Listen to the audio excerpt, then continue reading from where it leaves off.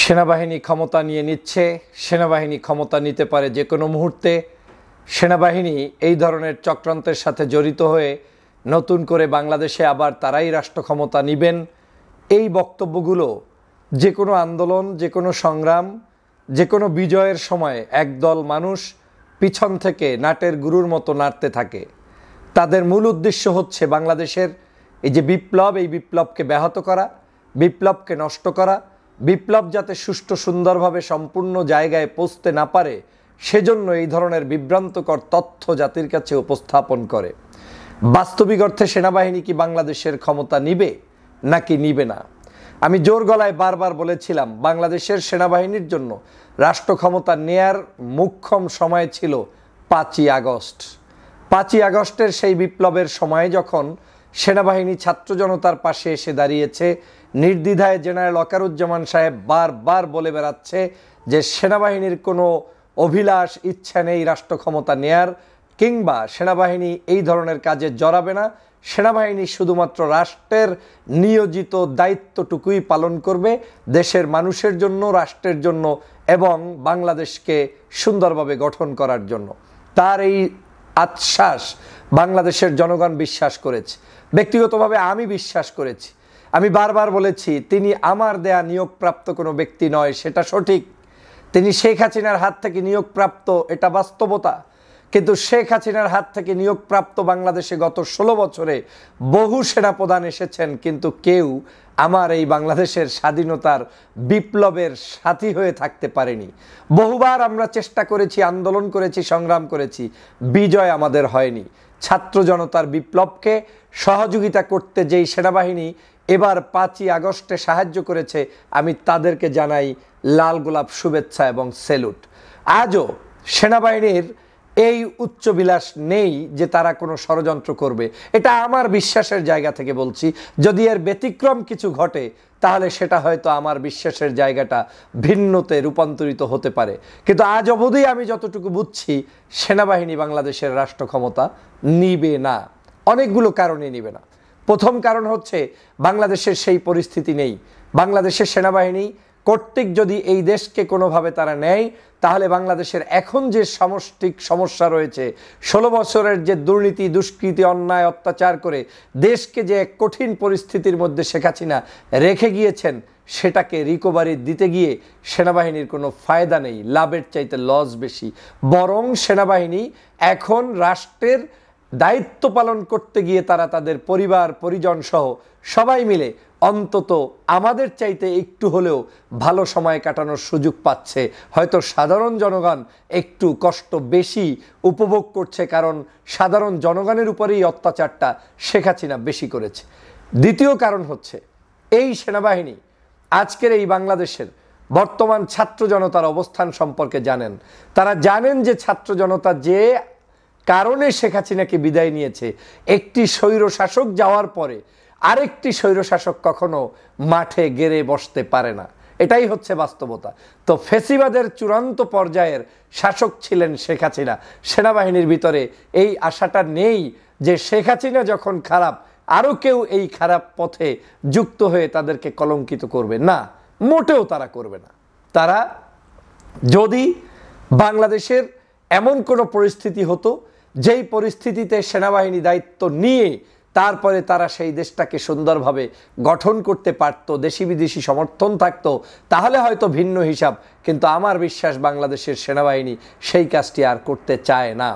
বাংলাদেশের সেনাবাহিনীকে গতকালকের যখন বিশেষ করে আমাদের এই জুলাই বিপ্লবের পরবর্তী সময়ে ছাত্র জনতা যখন সারা বাংলাদেশের আওয়ামী লীগের সকল লেসপেন্সার এবং দোসরদের বিভিন্ন আস্তানা, যে আস্তানাগুলো গড়ে তোলা হয়েছে অবৈধ টাকা পয়সার বিনিময়ে, যে আস্তানাগুলার ভিতরে তারা বসে বসে বাংলাদেশের বিরুদ্ধে ষড়যন্ত্র করে, সেই সময় থেকে ছাত্র জনতা এই আস্তানাগুলোর বিরুদ্ধে লড়ে গিয়েছে। শেখ হাসিনা যখন বলেছে বাংলাদেশে আবার তিনি ফেরত আসতে পারেন, বাংলাদেশে তিনি আবার ফেরত আসবেন, বাংলাদেশের ছাত্র জনতার উদ্দেশ্যে আবার তিনি ভাষণ দিতে চান এবং তিনি 2000 মানুষ হত্যার পরেও ভাষণ দিবেন, তখন ছাত্র জনতা মনে করেছে বাংলাদেশে আওয়ামী লীগের কোনো অস্তিত্ব রাখা ঠিক হবে না। ওদেরকে যদি বাড়তে দেওয়া হয় তাহলে দেশের স্বাধীনতা থাকবে না। যখনই ছাত্র জনতা এই আওয়ামী লীগের সকল ষড়যন্ত্রের বিরুদ্ধে কর্মসূচি ঘোষণা করেছে, যে বুলডোজার কর্মসূচি, এই বুলডোজার কর্মসূচিতে ৩২ নম্বর ভেনিশ হয়ে গিয়েছে। আওয়ামী লীগের বড় বড় নেতাদের বিভিন্ন অট্টালিকা, অবৈধ পথে ইনকাম করা জায়গাগুলো ভেনিশ হয়ে গিয়েছে এবং এই আন্দোলন আগামীতেও চলবে। তখনই একদল মানুষ পিছন থেকে বলছে এই কাজ করলে সেনাবাহিনী ক্ষমতা নিয়ে নিবে, এই কাজ করলে সেনাবাহিনী ক্ষমতা নিয়ে নিবে। কেন রে ভাই? আওয়ামী লীগের দুর্নীতি, দুষ্কৃতি, অন্যায়, অত্যাচার, তাদের বাড়িঘর, তারা যে জায়গাগুলোতে অত্যাচার করেছে, যাদের উপরে যারা জুলুম করেছে, যারা খুন করেছে, তাদেরকে আপনি যদি দমন করেন, তার বিপরীতে সেনাবাহিনী এসে দেশপ্রেমিক মানুষদের বিপক্ষে দাঁড়াবে, এটা ভাবলেন কেন? এটা গুজব, এটা মিথ্যাচার, এটা হচ্ছে আওয়ামী লীগের এক ধরনের প্রীত।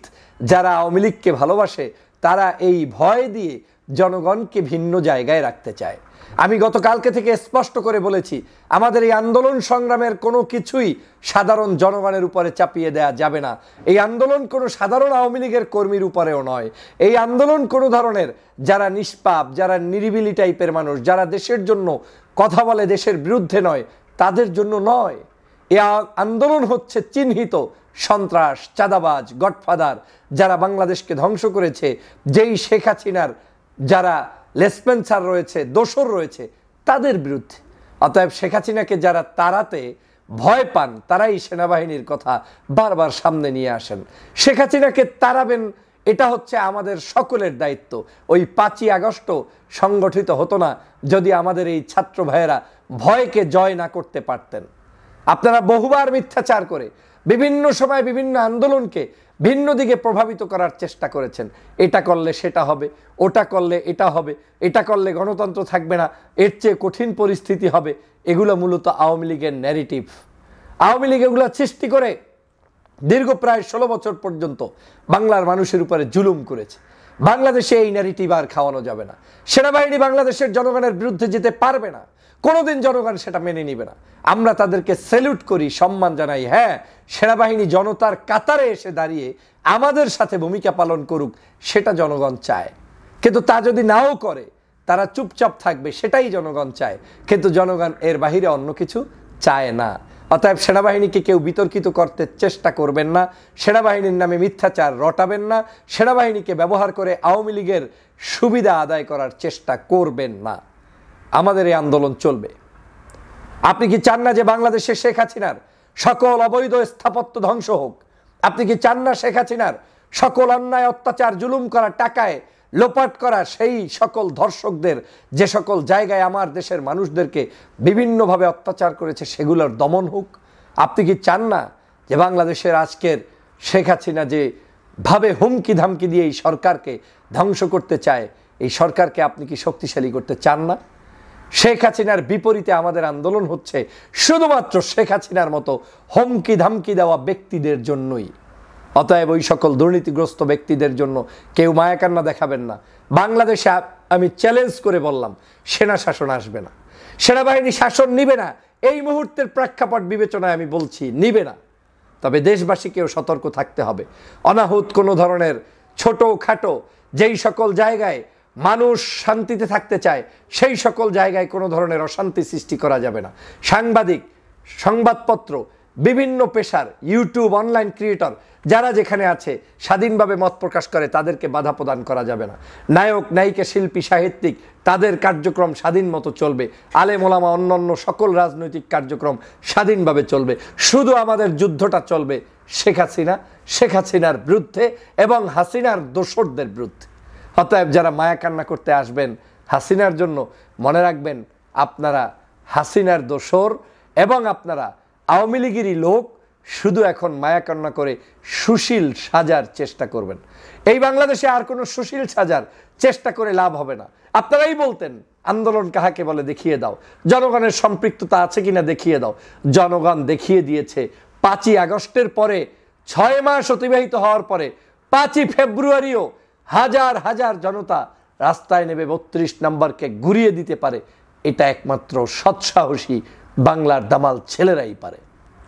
অতএব এই দামাল ছেলেদেরকে যারাই ধ্বংস করতে যাবে, ধ্বংস করতে চাইবে, তারাই ধ্বংস হবে।